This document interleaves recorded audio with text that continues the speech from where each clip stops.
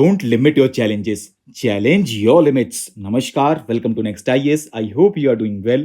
In this video, we are going to cover major headlines of the Hindu, Indian Express, Press Information Bureau, and News on Air. So, without wasting any time, let's start today's discussion. And your first article focuses upon India-Qatar relations because now both the countries aim to deepen cooperation in trade, investment, energy, security, and international issues. And recently, both the countries signed an agreement to elevate their bilateral relationship to a strategic partnership. They also signed a treaty to avoid double taxation. They also exchanged their position on the Israel Hamas conflict and Gaza crisis. India supports a two-state solution and welcomed January 2025 ceasefire. Next article is related to Rarest of Rare Doctrine, and it is in the news because recently two contrasting murder cases highlighted the application of death penalty in India under the Rarest of Rare Doctrine. And here first is the Sanjay Roy case, where a female doctor was raped and murdered in Kolkata. Then Sanjay Roy was convicted based on forensic evidence, but the court did not classify the crime as the rarest of rare and sentenced him to life imprisonment. Next case is Sharon Raj case, where a female poisoned her partner Sharon Raj,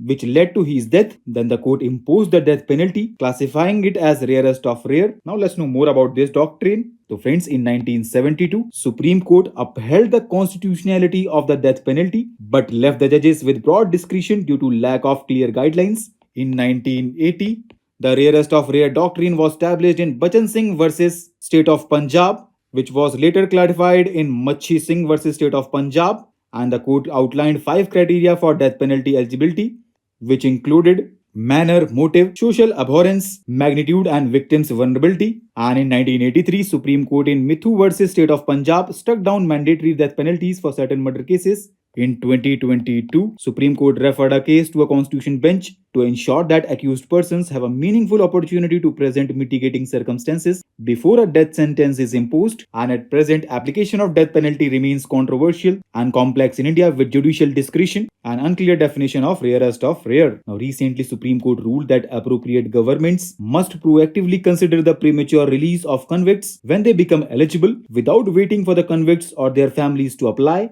The court emphasized that if there is a policy in place for premature release under Section 432 of the Criminal Procedure Code or Section 473 of the Bharatiya Nagarik Suraksha Sanhita, it is the government's responsibility to review cases of eligible convicts for release. Next article is related to Periodic Labor Force Survey, which was recently released by Ministry of Statistics and Program Implementation, and it shows that the urban unemployment rate for individual aged 15 and above was 6.4%, which is a slight decrease. The male unemployment was 5.8%, while the female unemployment rate was higher at 8.1%.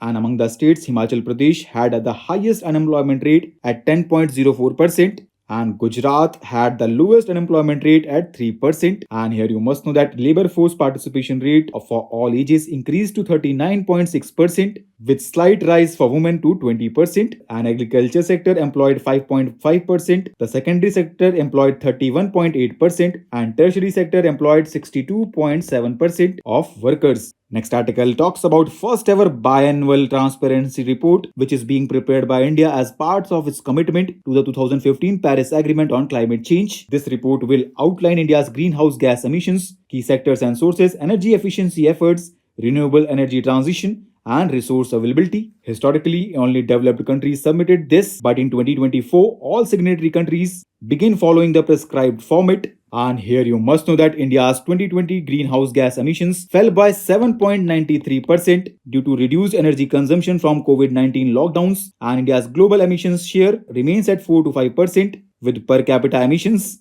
less than a third of the global average. Next article is related to solar coronal holes because recently a study by the Indian Institute of Astrophysics has accurately estimated the thermal and magnetic field structures of solar coronal holes. Here you must know that coronal holes are low density dark regions in X-ray and they emit faster solar wind. Talking about their impact, they influence space weather, affecting satellites and communication systems, and they also have long-term impact on the Indian summer monsoon rainfall.